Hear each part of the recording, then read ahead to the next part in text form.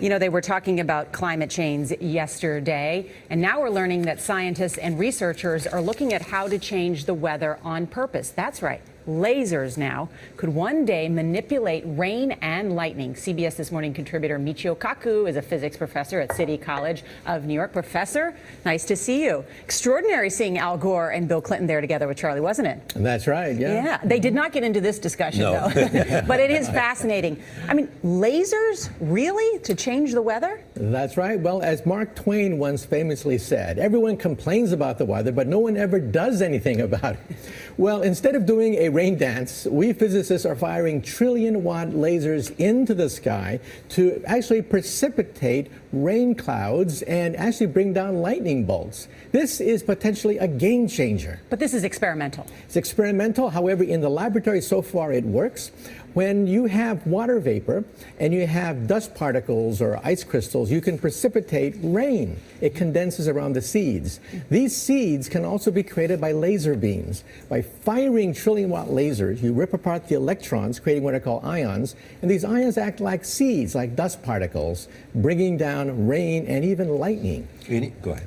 Well, this fascinates me in part because, too, I remember reading the stories that China had used this during the Olympics, that the USSR had used this after Chernobyl to create rain clouds. I mean, did those really work then? We have some of these capabilities now? Inconclusive. Even in the 60s, the CIA used this to bring down monsoons during the Vietnam War, to wash out the Viet Cong.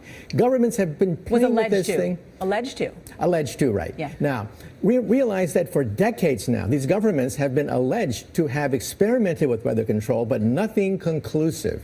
This time we're bringing in the laws of physics rather than simply waving our hands and uttering mumbo-jumbo. We're actually using trillion-watt lasers now. And in the laboratory, sure enough, they precipitate rain out of water vapor. Sure enough, you can actually bring down electricity down the beam. So what does it mean for drought areas that need to have rain for crops? And if they don't have them, there's the consequences of famine. Well, the bad news is if it's a clear blue sky, it's not going to do anything at all because it only takes water vapor that's already in the air and condenses it. However, for floods, for agriculture, farmers, for people planning wedding parties, football games, you name it, outdoor events and agriculture and flooding and even hurricanes, all of them could be subject to weather modification. Incredibly interesting. Professor Michio Kaku, thank you so much.